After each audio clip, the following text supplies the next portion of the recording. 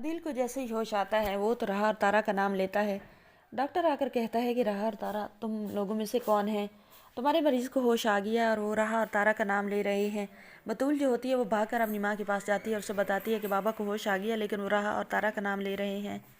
آسیہ جو ہوتی ہے وہ کہتی ہے کہ تمہیں کس نے بتایا ہے؟ تو بطول کہتی ہے کہ ابھی ڈاکٹر کہہ رہے ہیں۔ آسیہ بھاگ کر جاتی ہے، وہ جا کر دیکھتی ہے تو واقعی وہ راحہ اور تارا کا نام لے رہا ہوتا ہے۔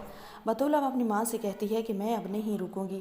پھپھو اور راحہ جیسی بھی تھیں لیکن وہ میرے باپ کی بہن اور بھانجی تو تھیں۔ ابو کی اس وقت اتنی کنڈیشن خراب ہے اور شکر کریں کہ اس کو ہوش آیا ہے اور وہ بولا ہے۔ تو اس نے نام کس کا لیا ہے؟ جس کا اس نے نام لیا وہ اس کے سامنے ہوگا تو ابو کی حالت اور زیادہ ٹھیک ہو جائے گی۔ اب آسیہ خاموش ہو جاتی ہے تو راحہ اور جو ہوتی ہے بطول وہ تو راحہ اور تارا دونوں کو لینے کے لیے نکل جاتی ہے۔ کبیر کے گھر جاتی ہے تو وہاں جب دیکھتی ہے تارا اسے تو وہ کہتی ہے کہ تم یہاں پر کیا لینے کے لیے آئی ہو؟ اب کیا یہاں بھی ہمیں سکون سے نہیں بیٹھنے دو گی؟ تو جو بطول ہوتی ہے وہ کہتی ہے کہ پھپھو ایسی بات نہیں ہے، ابو کی کنڈیشن بہت خراب ہے۔ ڈاکٹر نے کہا تھا کہ وہ پیرالائز ہو گئے، انہیں کبھی ہوش نہیں آئے گا، ان کا دماغ کام کرنا چھوڑ دیا، لیکن اللہ کا شکر ہے انہیں ہوش آ گیا اور آپ لوگوں کا نام لے رہے ہیں۔ تارا جو ہوتی ہے وہ اپنے بھائی کا دکھ سن کر وہ تو بھاگ ہی پڑتی ہے۔ تارا اور راحہ دونوں ہاسپٹل آ جاتی ہیں۔ جیسے ہی عدیل انہیں ہاسپٹل دیکھتا ہے، عدیل تو ہاتھ ہی جوڑ لیتا ہے، راحہ کے سامنے کہتا ہے کہ بیٹی تم پاک دامن ہو، تمہاری کوئی غلطی نہیں ہے، لیکن میں نے تم پر بہت گھنونے الزام لگائے صرف آسیہ کی وجہ سے، مجھے معاف کر دو۔ تو راحہ کہتی ہے ماموں آپ یہ کیا کہہ رہے ہیں؟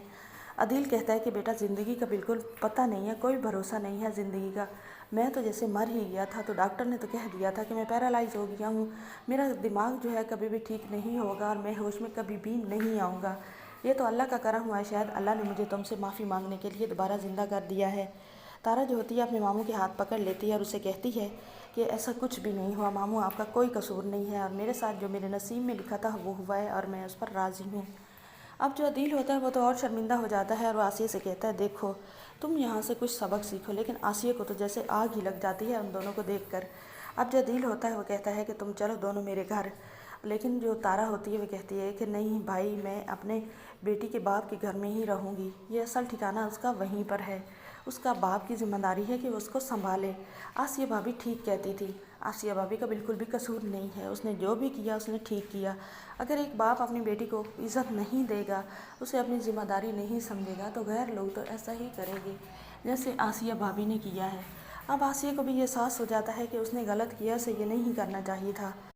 بطول جو ہوتی ہے وہ راحہ سے کہتی ہے کہ راحہ ایک بار تو ہمارے گھر میں آ جاؤ، مجھے بہت زیادہ کمی فیل ہوتی ہے، جب تم تھی تو تب مجھے لگتا تھا کہ تم بوجھ ہو شاید، لیکن اب جب سے تم آ گئی ہو تو مجھے ایسے لگتا ہے کہ میرے ساتھ کی بہن تھی کوئی جو یہاں سے چلی گئی ہے۔ وہ دونوں راحہ اور تارا کو لے کر اپنے گھر چلے جاتے ہیں۔ آنے والی ایپیسوڈ بہت زیادہ انٹرسٹنگ ہونے والی ہے، چینل پر نئی تو ویڈیو کو لائک شیئر، چینل کو سبسکرائب کر دیں۔